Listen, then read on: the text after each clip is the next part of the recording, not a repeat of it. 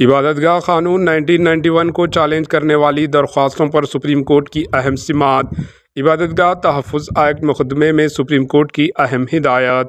عبادت گاہوں کے تحفظ قانون معاملے میں آج سپریم کورٹ میں اہم سماعت ہوئی۔ عدالت عظمی نے ملک بھر کے ٹرائل کورٹس کو ہدایت کی کہ وہ مذہبی کردار کو متنازع بنانے والے مقدمات میں سروے یا موجودہ مذہبی ڈھانچوں کے خلاف کوئی احکامات نہ دیں۔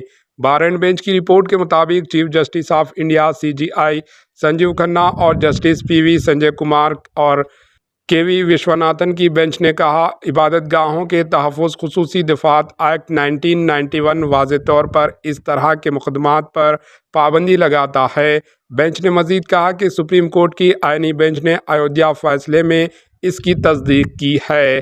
چونکہ معاملہ اس عدالت کے سامنے زیر سماعت ہے، ہم یہ ہدایت دینا مناسب سمجھتے ہیں کہ کوئی نیا مقدمہ درج نہیں کیا جائے گا اور نہ ہی کارروائی کا حکم دیا جائے گا۔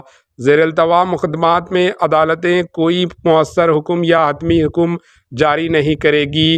جب کوئی معاملہ زیر التوا ہو، ہمارے سامنے یا کسی دوسری عدالت کے لیے اس کی جانچ کرنا جائز اور منصفانہ ہے، ہم اس ایکٹ کے دائرۂ کار میں ہیں۔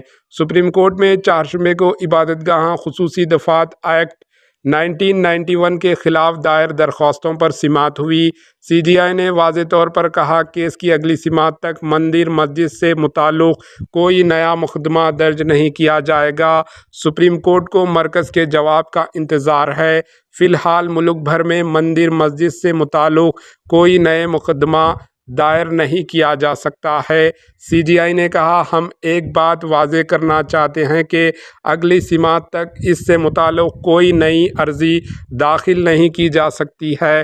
عدالت نے تمام فریقین سے کہا کہ وہ اپنے دلائل مکمل طور پر تیار رکھیں تاکہ کیس کو جلد نمٹایا جا سکے۔ Bureau report, HN news.